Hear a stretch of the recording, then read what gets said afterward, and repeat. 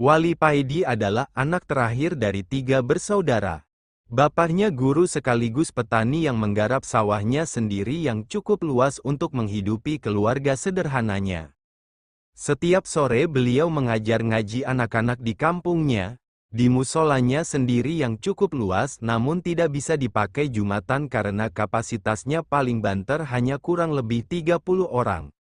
Anak-anak kampung senang mengaji di situ karena gurunya sangat sabar dan telaten membimbing anak-anak dan pandai bercerita utamanya kisah para nabi.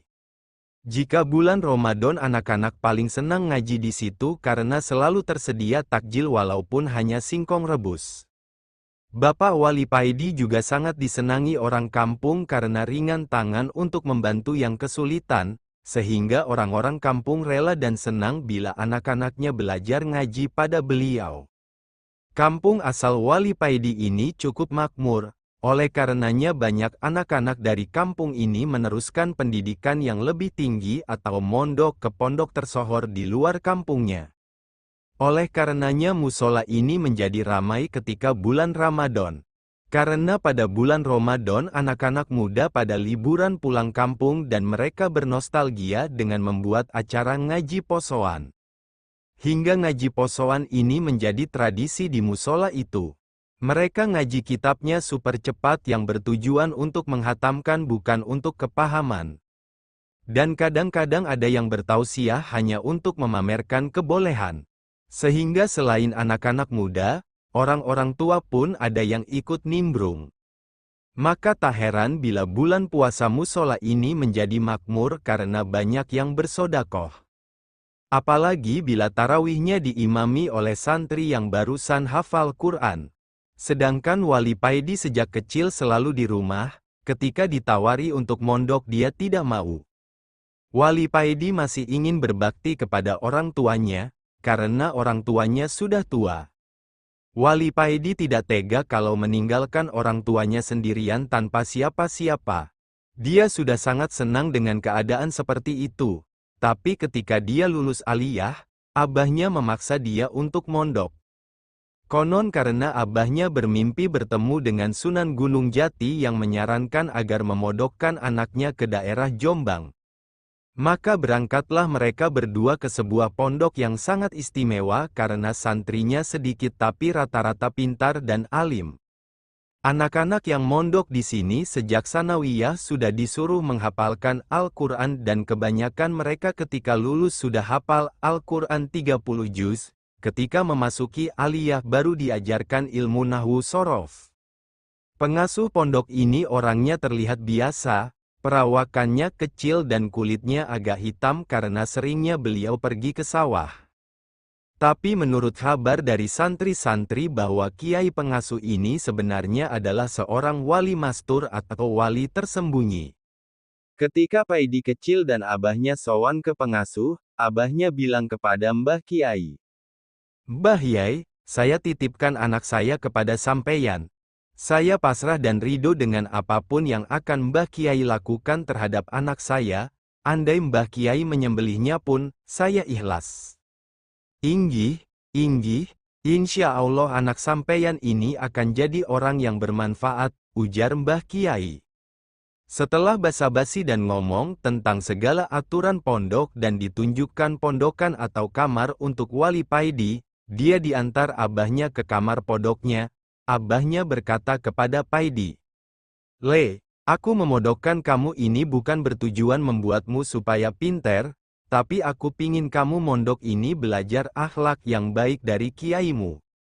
Apapun yang diperintah kiaimu laksanakan dengan ikhlas. Andai kiai menyuruhmu memotong tanganmu pun kamu harus melakukannya, tanpa harus bertanya apa alasannya." "Inggih bah," jawab Paidi. Setelah mencium tangan abahnya yang tampak berkaca-kaca, Paidi segera masuk kamar dan tengkurap di kasurnya dengan barang bawaan yang masih berserakan.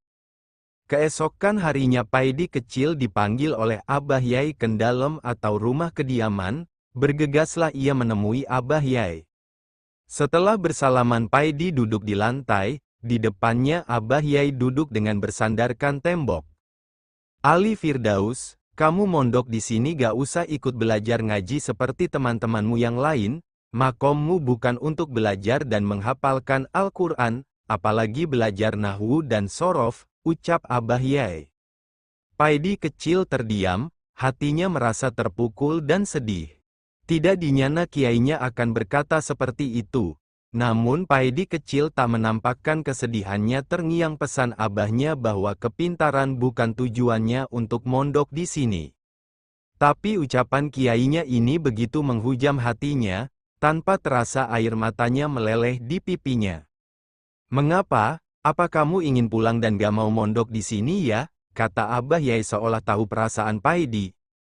Setelah menghisap rokoknya, Kiai berkata lagi, Abahmu menitipkan kamu kepadaku ini supaya mendidikmu menjadikanmu sebagai orang bermanfaat, dan aku lihat kamu ini gak cocok untuk belajar menjadi guru ngaji, gak ada manfaatnya. Aku melihat kamu ini lebih pas kalau menjadi seorang penolong yang berakhlak mulia.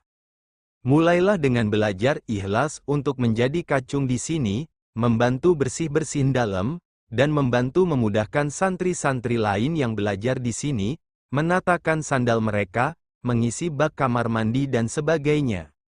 Paidi terdiam, hatinya marah bercampur sedih. Dia sangat sedih dibilang gak pantas jadi guru ngaji. Tapi dia teringat pesan abahnya untuk manut atas apapun perintah kiainya. Bagaimana? Apa kamu sanggup? Ucap Abah Kiai lagi. Inggih Kiai, jawab Paidi pelan sambil mengusap air matanya yang meleleh perlahan. Kalau begitu mulai sekarang kamu bersih-bersih dalam, abis itu bersih-bersih pondok, ucap kiainya. Sejak saat itu Paidi selama di pondok hanya menjadi kacung bagi santri yang lain. Mulanya dia agak uringan menjalankan perintah kiai ini, tapi lama-kelamaan hatinya menjadi sadar.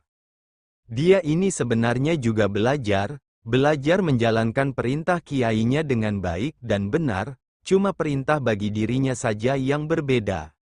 Dia disuruh melayani santri yang lain, sedang santri yang lain diperintah untuk belajar dengan tekun, sama-sama menjalankan perintah kiai. Paidi mulai sadar bahwa belajar ilmu laku itu sulit dan banyak godaannya. Dia mulai meyakini bahwa kiainya ini tidak mendolimi dirinya, bahkan ia mulai mencintai keluarga kiai ini yang ikhlas mengajarkan ilmu laku padanya. Abah Yai ini punya seorang putra yang umurnya sebaya dengan Paidi, panggilannya Gus Mursyid, dipanggil Gus karena dia putra kiai. Gus Mursyid juga ndak ikut ngaji di kelas, dia sangat cocok dan senang membantu Paidi. Nama Paidi sebenarnya adalah Ali Fidaus, keluarganya di rumah memanggilnya Ali, dan Abah Yai, bapaknya Gus Mursyid, juga memanggilnya Ali.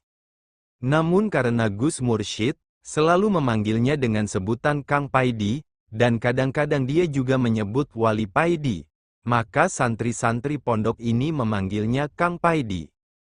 Dan dia sendiri tidak merasa tersinggung dan ikhlas menerima julukan atau panggilan seperti itu. Sebenarnya Wali Paidi juga tidak buta-buta amat pada Al-Quran. Dulu waktu masih di rumah dia diajar ngaji alif, bak, ta, oleh ibu dan kakak-kakaknya. Dia sebenarnya bisa membaca Al-Quran walaupun geratul-geratul, namun tajwidnya sudah lumayan. Gus Mursyid yang suka membantu dia kalau sedang ngepel masjid pondok, sering mengajaknya menirukan lafat-lafat yang sedang dihafal oleh Gus Mursyid. Ilmu laduni itu, kata Abah, ilet kudu muni, lidahnya harus berbunyi, makanya sambil ngepel kalau saya melafat sampeyan tirukan, ujar Gus Mursyid. Sejak itu Wali Paidi senantiasa menirukan kalau Gus Mursyid sedang melafaz ayat-ayat Al-Quran. Dan tanpa terasa persahabatan dengan Gus Mursyid ini, Paidi hafal juz amma dan beberapa surat Al-Quran, utamanya surat Yasin yang di pondok selalu dibaca tiap hari Rabu malam. Di suatu malam sehabis maghrib, Paidi kecil ini duduk termenung di depan kamarnya. Dia melihat para santri ada yang menghafalkan Al-Quran dan sebagian yang lain berdiskusi membahas permasalahan nahwu dan sorof. Hatinya merasa gundah dan galau bukan karena dia merasa bodoh di hadapan teman-temannya, Namun justru dia merasa bangga karena teman-temannya sangat hormat padanya seolah ia keluarga dan murid kesayangan Kiai. Teman-teman santri pondok tidak ada yang memandang dia sebagai kacung. Bahkan mereka sangat hormat dan sungkan pada Paidi. Hati Paidi selalu khawatir kalau dia menjadi sombong karena perlakuan teman-teman santri. Para santri punya kemahiran di bidangnya masing-masing, sedang dia menjadi mahir melayani para santri termasuk menata sandal mereka. Dalam kegundahan hati antara bangga dan menjaga tidak sombong itu, Paidi tertidur dengan posisi terduduk di depan kamarnya dan bermimpi. Dalam mimpinya dia seakan tidak tertidur dan masih dalam keadaan duduk di depan kamarnya. Dilihatnya kamar santri lain pada bersinar terang, cahaya yang keluar dari kamar-kamar itu berasal dari lampu Petromax yang mereka bawa. Terpancar kegembiraan dari wajah para santri karena mempunyai lampu di tangan mereka. Sedang kamar Wali Paidi tidak mengeluarkan cahaya karena dia tidak mempunyai lampu Petromax seperti mereka. Tapi tiba-tiba ada cahaya yang keluar dari dalam kamarnya, cahaya itu begitu sangat terang sehingga cahaya yang keluar dari kamar lain seakan meredup terkena cahaya dari kamarnya ini. Cahaya itu mendekati dirinya, setelah cahaya itu mendekat dilihatnya sebuah lampu Petromax yang dibawa seseorang. Dia melihat sebuah tangan yang begitu putih dan halus memegang lampu Petromax dan menyerahkan padanya. Paidi mengarahkan pandangannya ke atas namun kepalanya tak kuasa mendongak hingga ia tak mampu melihat siapa yang membawa lampu tersebut. Kemudian lampu itu terangkat tinggi hingga menerangi seluruh pondok. Paidi terbangun ketika azan Isya berkumandang, hati Paidi dipenuhi kebahagiaan. Damai hatinya dirasakan menjalar ke seluruh tubuhnya menjadi segar dan ringan. Masih terasa kesejukan pemberi lampu walaupun itu hanya sebuah mimpi. Keesokan paginya Paidi dipanggil Kiai, setelah mandi dan berpakaian rapi ia sowan ke dalam, dilihatnya Kiai sudah menunggunya di depan dalam. Di depannya ada meja bulat dari kayu jati. Di atasnya ada 2 cangkir kopi dan ada 2 bungkus rokok kretek dengan merek yang berbeda. Kiai mempersilahkan Paidi duduk, diminum kopinya, ucap Abah Yai lalu mengambil sebatang rokok dari merek kesukaannya dan menyalakannya. Asap rokok dan aroma kopi melengkapi suasana mereka, yang itu rokokmu, dinyalakan aja, perintah Kiai. Paidi mengambil sebatang dan menyalakannya. Sebenarnya Paidi tidak biasa merokok karena sejak kecil hingga nyantri di pondok ini dia tidak pernah merokok. Walaupun di pondok ini tidak ada aturan dilarang merokok. Karena dia jarang-jarang pegang uang untuk beli sebatang rokok, dan santri-santri lainnya belum ada yang memberi dan mengajaknya merokok. Walaupun begitu cara menghisap dan mengepulkan asap rokoknya kelihatan seakan dia adalah perokok berat. Terjadi keheningan di antara mereka, Kiai hanya diam, sesekali beliau mengucapkan kalimat tasbih, Paidi juga diam menunduk. Lalu Kiai berkata memecah keheningan, aku selama ini sengaja bersikap keras kepadamu. Supaya kamu tidak bergantung kepadaku, aku pingin kamu lebih bergantung kepada Allah secara langsung. Kiai menghisap rokoknya dalam-dalam. Lalu berkata, kelak kedudukanmu itu akan lebih tinggi daripada kedudukanku. Aku tidak mengizinkanmu ikut belajar itu karena kamu lebih cocok mempelajari ilmu hikmah. Tapi bukan aku yang mengajarkan, namun guru agung yang mengajarkan hal itu sendiri padamu. Paidi mengangguk. Walau kiainya ini terang-terangan mengatakan kalau kedudukannya kelak akan lebih tinggi, di hadapan kiainya ini Paidi semakin hormat. Hatinya diliputi ketawaduan yang begitu kuat pada kiai ini. Mimpimu tadi malam jadikan kekuatan dalam hatimu, ucap kiai singkat. Paidi agak terkejut mendengar ucapan kiainya, ternyata kiai mengetahui mimpinya tadi malam, dan entah apa yang dipikirkan. Paidi jadi tertunduk diam dan menangis agak sesenggukan, dan ciri orang ahli hikmah, Kiai berhenti. Setelah menyeruput kopi, Kiai melanjutkan kata-katanya lagi, hatinya tak pernah lupa pada Allah, hatinya dipenuhi dengan Allah, lantunan zikir yang berputar-putar di dalamnya, dan aku melihat, tanda-tanda itu ada padamu. Hatimu selalu bergetar tanpa ada yang mengajari, banyak santri dan bahkan kiai yang masih ingin belajar seperti itu, kata kiai lalu berdiri mendekati Paidi, menaruh tangannya di pundak Paidi. Tugasmu sungguh mulia, pada saatnya nanti kamu harus menjalani tugas itu, kata kiai. Bergemuruhlah hati Paidi, hatinya berzikir dengan sendirinya, Allah, Allah, Allah, secara terus-menerus. Wis, sekarang waktunya kamu bersih-bersih dalam dan pondok seperti biasa, utamanya toilet depan untuk tamu-tamu saya kamu bersihkan karena nanti akan ada tamu, perintah kiai lalu masuk ke dalam. Paidi berdiri dan beranjak menuju ke kamarnya mengambil sapu lidi lalu mulai menyapu halaman pondok, menata sandal para santri yang berserakan di depan kamar. Semenjak mimpi Petromax hati Paidi selalu berbunga-bunga, perasaannya selalu gembira dan apa yang dilihatnya selalu nampak ceria. Dan pagi itu ketika dia mengambil sapu ada seekor kucing yang terusik dari tidurnya dan menyingkir sambil berkata, "Dolim, enak-enak tidur diusir." Tanpa sadar Paidi memandangi kucing itu dan berkata, "Siapa yang ngusir kamu? Balik tidur sini, saya hanya mengambil sapu ini." Heran, kucing menoleh dan memandanginya, Paidi tersenyum, dan kucing itu ngeloyor kembali ke tempat tadi dan tidur kembali. Hati Paidi terus bergemuruh zikir, kadang suara sapunya ketika digerakkan ke tanah berbunyi seakan ikut berzikir mengiringi zikir dalam hatinya. Sejak saat itu Paidi makin tekun dan tawadu melayani para santri. Benar saja, selepas duha kira-kira jam 10-an pintu gerbang pondok dibuka dan sebuah sedan Citroen mendekat ke dalam kiai. Dua orang bule dan seorang lagi orang kita yang berpakaian necis berdasi keluar mobil sedang si sopir memarkir kendaraannya di tempat yang telah disediakan. Si bule ngomong ingin buang air kecil dulu dalam bahasa Perancis pada temannya. Di sana, Tuan, barusan saya bersihkan. Kalau ada kurangnya tolong sampeyan beritahu saya, cerocos Wali Paidi yang tiba-tiba seperti mengerti bahasa Perancis yang diucapkan oleh orang Perancis tersebut. Dan Wali Paidi meskipun berbahasa lokal, namun diterima oleh orang Perancis seperti dalam bahasa Perancis yang fasih. Bule itu tersenyum dan ketiganya menuju tempat yang ditunjukkan Wali Paidi. Selesai ketiganya buang air, mereka masuk dalam yang sudah ditunggu oleh Pak Kiai.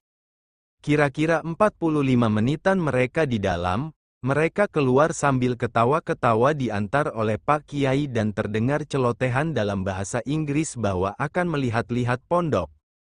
Melihat Wali Paidi masih di situ, Pak Kiai minta supaya Wali Paidi ikut menemani Kiai keliling pondok.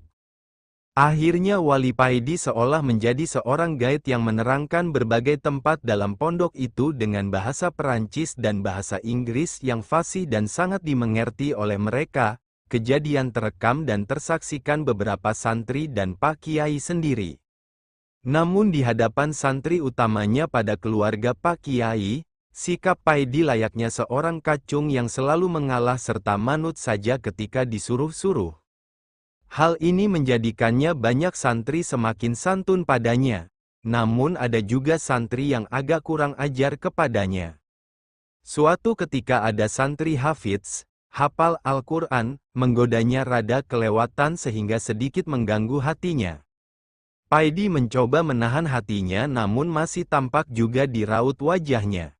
Lalu tiba-tiba saja hafalan santri tadi hilang. Santri yang sudah hafal 30 juz ini bingung karena ujian kelulusannya sebentar lagi diujikan. Sedang syarat kelulusannya adalah harus hafal Al-Quran 30 juz. Peristiwa hilangnya hafalan santri ini akhirnya dilaporkan ke Pak Kiai. Suruh dia minta maaf pada Ali Firdaus dan jangan diulangi lagi kekurang ajaran padanya. Kalau diulangi lagi bisa hilang hafalannya secara permanen, kata Kiai sungguh-sungguh. Perintah kiai ini disampaikan ke santri hafidz tersebut. Namun santri tersebut tidak segera minta maaf pada Paidi. Dia masih bingung siapa Ali Firdaus itu. Untung segera diberitahu oleh Gus Mursyid bahwa Ali Firdaus itu adalah Kang Paidi. Sebenarnya santri yang akan lulus ini akhlaknya baik. Dia tergolong santri yang pandai dan cepat menangkap ilmu-ilmu yang diajarkan di pondok. Dia selain pintar juga anak juragan batubara dari Kalimantan, bapaknya sangat kaya raya. Dia sengaja dipondokkan di sini karena bapaknya mengharapkan anaknya menjadi orang yang pandai dan berakhlak mulia. Dan tujuan bapaknya ini nampaknya sudah hampir terwujud. Setelah santri yang kehilangan hafalannya ini mengetahui siapa si Ali Firdaus. Dengan menangis santri ini minta maaf pada Kang Paidi. Paidi kaget ketika santri itu menangis di hadapannya sambil minta dimaafkan kesalahannya, namun dengan hormat dan santun Paidi berkata, "Salah sampeyan apa Gus, kok minta maaf segala?" Kebiasaan Paidi sejak di pondok itu dia memanggil para santri dengan sebutan, Gus. Paidi tidak basa-basi berkata demikian karena memang dia telah lupa pada kejadian itu. Namun tetap saja santri ini menangis di hadapan Paidi. "Inggi saya maafkan, saya ikhlas," kata Paidi walau tetap saja ia tidak mengerti permasalahannya. Santri ini menghadap Paidi tidak sendiri, dia diantar oleh Gus Mursyid. Gus Mursyid sendiri juga heran melihat tingkah laku sang santri hafiz tadi karena dia juga tidak mengetahui persis kejadiannya. Namun karena Gus Mursyid ini mempunyai bakat-bakat sebagai kiai pengasuh pondok ini, dia minta supaya sang santri mencium tangan Kang Paidi dengan hikmat. Setelah acara maaf-memaafkan ini walaupun tidak langsung, atas kehendak Allah hafalan santri tersebut berangsur-angsur kembali lagi.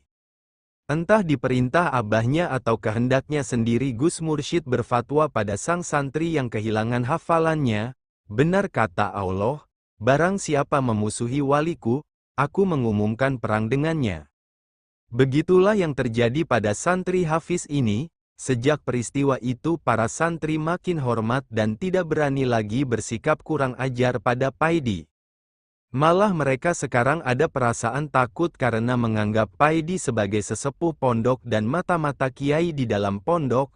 Namun Paidi tetap bersikap biasa saja. Tiap pagi dia tetap menyapu halaman pondok, ngepel masjid dan menata sandal para santri. Hatinya tetap biasa saja, tidak merasa hebat atau merasa rendah diri. Baginya ketika menyapu halaman pondok serta menata sandal para santri itulah waktu ia bercakap-cakap dengan Allah.